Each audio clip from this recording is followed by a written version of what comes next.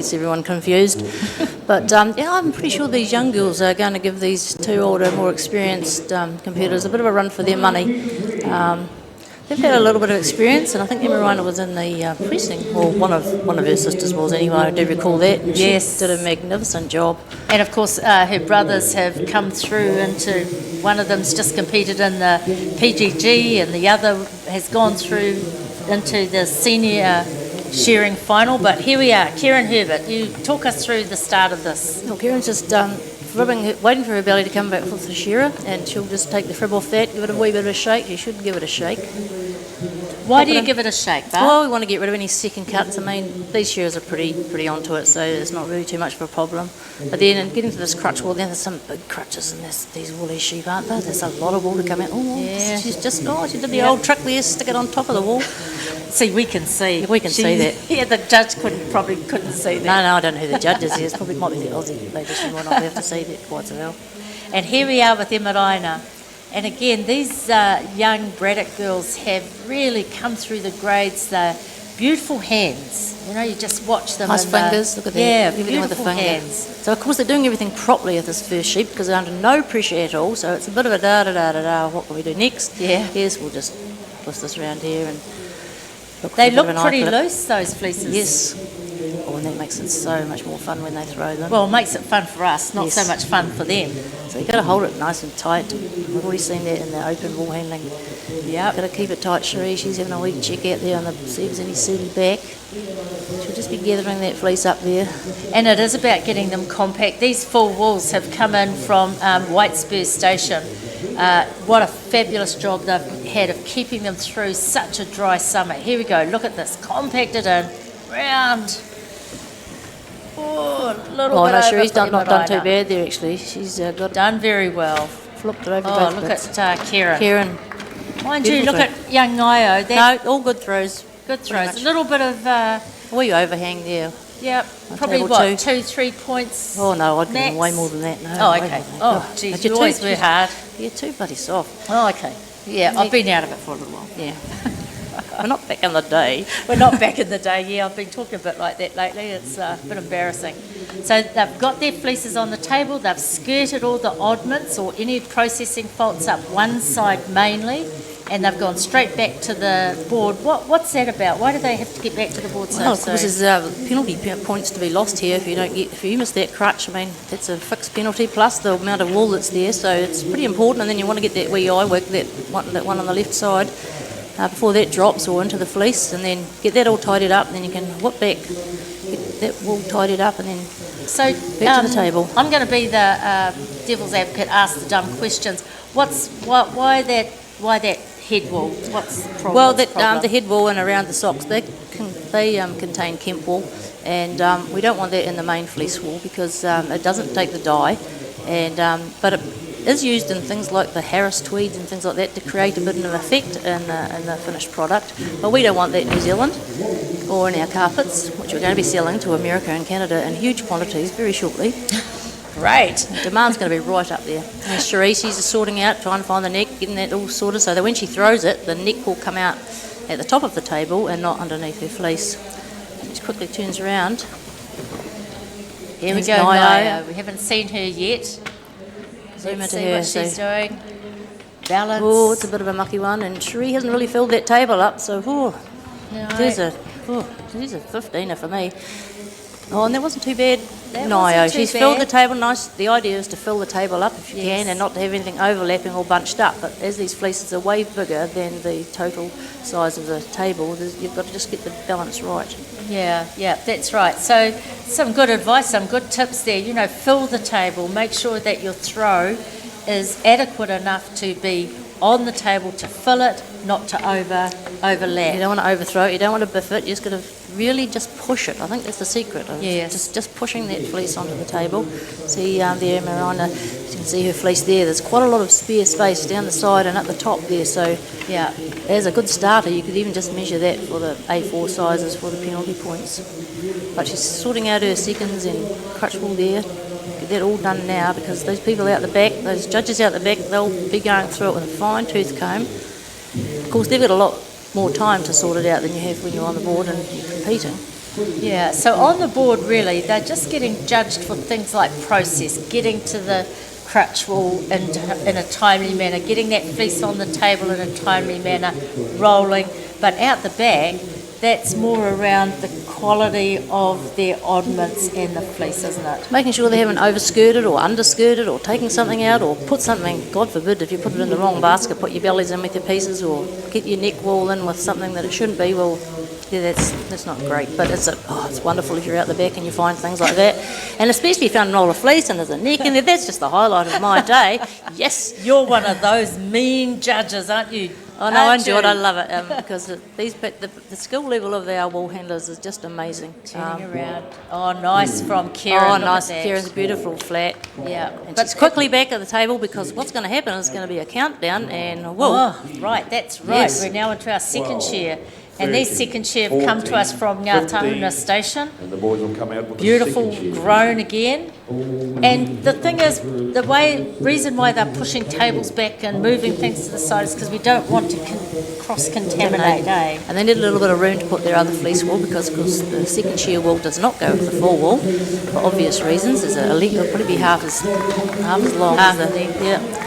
And see, Kieran, she's pretty organised there, but she hasn't finished skirting that fleece. She's just getting organised for her second shear. Same as Cherie, she's getting onto it, whereas Emerina, she's already up there dealing with some of her second shear.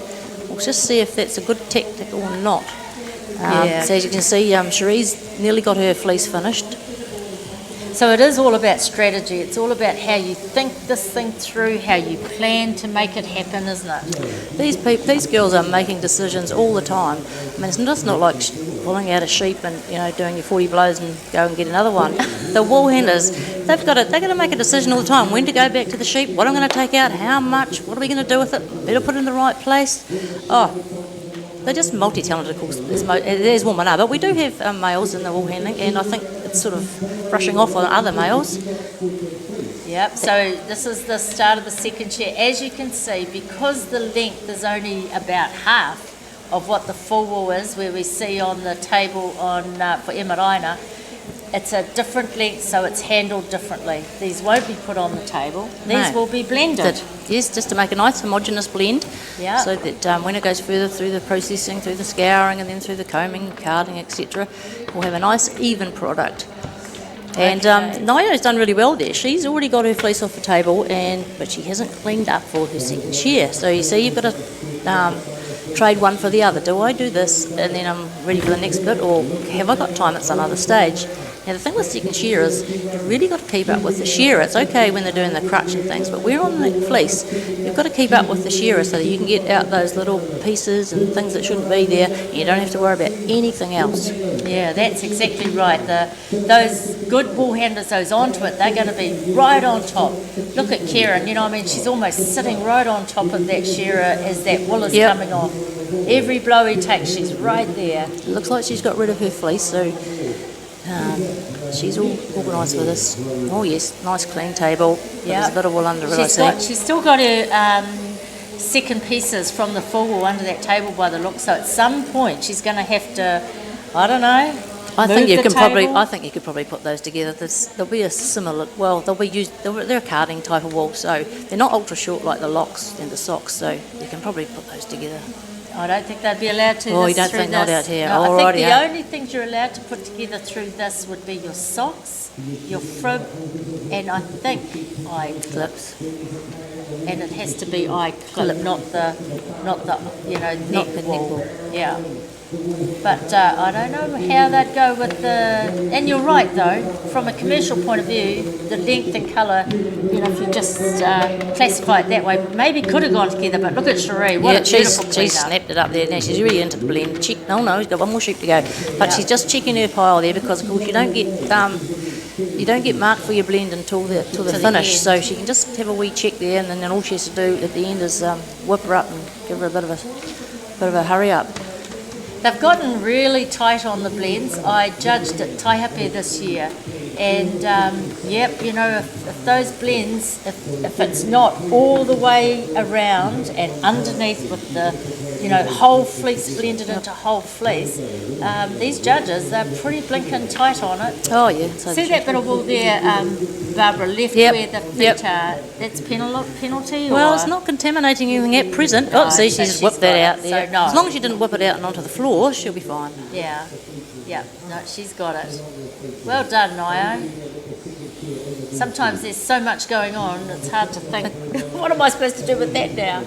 But they're All used to right, it. They look do at it every Cherie. day, and that's the thing is you've got to practice these things in your workplace as well as the competition. If you do it when you're working, then when it comes to the competition, it's only you've It's a got to worry no-brainer. about it. Yeah. Yeah, But it that's is. right. I mean, it's easier said than put into practice. I mean, hello, this is coming from someone who's never been a wool handler, let alone be a competitor. But I know what you've got to do. Yeah, that's right. And like you say, it's easy to know, and it's another thing to have the skill and the craft to be able to make it happen, isn't it? The execution of what you know is best practice. All right, now it's time for the clean up and the blend. So these It's like girls... Cherie, she's off. She is. She's going around that heap and up and down, shaking her up. Yep. Kieran's a good blender. She gets really right into it, and the facials, they're amazing. We need to get a bit of a close-up on that, that'd be great. Oh, it looks like she's finished already. Nearly, just cleaning up. Oh, Look at Cherie. this. Yeah, and both Kieran. of them. Oh, I don't know, unless Kieran got away when we went watching. She didn't seem to spend a lot of time Not on as that. much time as Cherie. No, Cherie was first into it, wasn't she? Yeah. But that's what it's all about, the pressure, and of course the commentators are out there, Thomas out there saying, oh Christ, I've got to finish now, I've got to sweep up. Oops. That's right, Barb. That's exactly how it feels. Look at you, you're all blushed up now. So really intense in there. Oh, that's the sun we've got today. First time I've seen the sun since I've been here. Yes, well, you're a couple of days late because it has been hugely hot up in the North Island for the last couple of weeks. So that's the end now of that North Island wool handling circuit. That wool is all going to be taken away and Out to the dungeon. tested out in the dungeon. They're going to go through with whole a new fine set. tooth comb. Yeah, and I guess while we're here, just to acknowledge all these judges, this is a whole group of volunteers given up a whole week to come and to participate. And the interesting thing is, it's actually a privilege and an honour to be here. I mean, we've had It that, is. haven't we? And it's bloody hard work, I tell you. When you have a day here, especially on those heats after the open wool handling, you can't wait to get back to the motel, stick your feet in the pool and pull out a cup of tea. I don't remember the cup of tea, but you're a coffee person, then. No one. Okay, so that was great. Thank you very much for that. We'll allow them now to get the wool away. We'll let you go back to the stadium, but Barbara and I will be back very shortly to take you through the Te Puni Kōkiri Senior Wool Handling Final.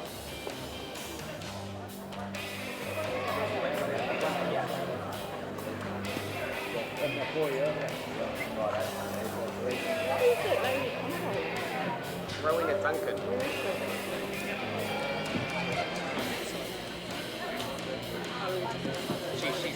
She's very good. She's keeping on inside of the right here. Dead south.